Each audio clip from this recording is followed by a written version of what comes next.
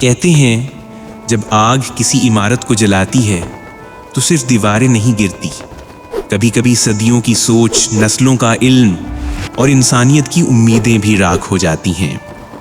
ایسا ہی کچھ ہوا جب لائبریری آف الیگزینڈریا جلی تھی۔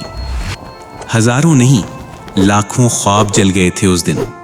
مصر کا شہر الیگزینڈریا، جہاں سمندر کی لہریں علم کی لہروں کے آگے خاموش تھیں، جہاں سقراط، افلاطون، بطلیموس، ارسطو، حتیٰ کہ بابل، مصر، یونان، ہند اور فارس اور دیگر بہت سی شخصیات کی زندگی بھر کے تجربات موجود تھے۔ یہ صرف کتابیں نہیں تھیں، یہ انسان کی پوری سوچ، اس کی روح، اس کی تاریخ تھی۔ کہتے ہیں یہاں 4 لاکھ سے 7 لاکھ کتابیں موجود تھیں، وہ بھی ہاتھ سے لکھی ہوئی نایاب نسخے، جن میں حکمت، فلکیات، طب، کیمیا، انجینئرنگ، موسیقی اور کچھ مورخین کا ماننا ہے کہ ان میں آسمانی صحیفوں کے تراجم اور نبوی ادوار کے علمی آثار بھی شامل تھے۔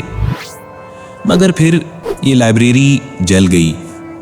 کب، کیوں، کیسے، کوئی بھی اس بات کو یقین سے نہیں کہہ سکتا۔ ابھی کہا جاتا ہے جولیس سیزر کی فوج نے 48 BC میں آگ لگائی۔ کچھ کہتے ہیں عیسائی متعصبوں نے 391 AD میں ختم کیا، اور کچھ عرب فتح مصر 642 AD پر الزام لگاتے ہیں۔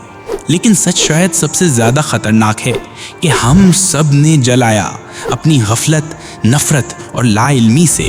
آکسفورڈ ہسٹورین ایڈورڈ پارسل لکھتے ہیں، یہ تباہی کسی ایک دن کا حادثہ نہیں تھا، بلکہ وقت کے ساتھ انسان کی علم دشمنی کا نتیجہ تھی۔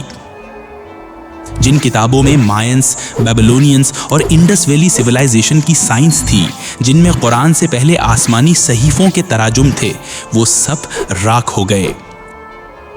کچھ مورخین کہتے ہیں اگر الیگزینڈریا کی لائبریری محفوظ رہتی تو انسان 1500 سال پہلے اسپیس ٹریول شروع کر چکا ہوتا۔ اسٹیون گرین بلیٹ ہارڈورڈ سے کہتے ہیں ہم نے نہ صرف علم کھویا بلکہ خود کو کھو دیا۔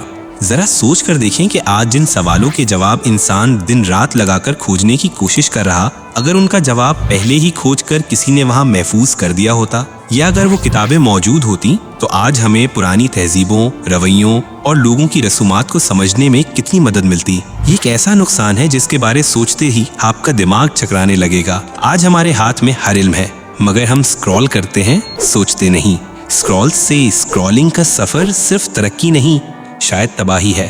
ہم نے علم کو ویوز سے بدلا، کتابوں کو میم سے اور استادوں کو انفلوئنسر سے بدل دیا۔ جب ہم کسی کو دوسرے مذہب یا قومیت کی وجہ سے رد کرتے ہیں تو ہم پھر سے وہی نادانی دہرا رہے ہوتے ہیں جس نے لائبریری کو راکھ کیا تھا۔ لائبریری آف الیگزینڈریا ایک عمارت نہیں تھی، بلکہ وہ ان ہزاروں لوگوں کی سوچ کا مسکن تھا جنہوں نے اپنی ساری زندگی حصول علم میں گزار کر آپ اور میرے لیے کچھ نایاب موتیوں کو اکٹھا کر کے ان کتابوں میں پرویا تھا۔ وہ ان لوگوں کا ایک خواب تھا جو علم سے دنیا بدلنا چاہتے تھے۔ اب سوال یہ ہے کہ کیا ہم پھر سے علم کو اپنی رہنمائی کا ذریعہ بنا سکتے ہیں، یا ایک اور الیگزینڈریا ہمارے ہاتھوں چلے گی؟ اگر آپ کو لگتا ہے کہ علم اب بھی بچایا جا سکتا ہے تو ہمیں اپنی آواز دیجیے، کامنٹ میں اپنی سوچ ضرور بتائیے۔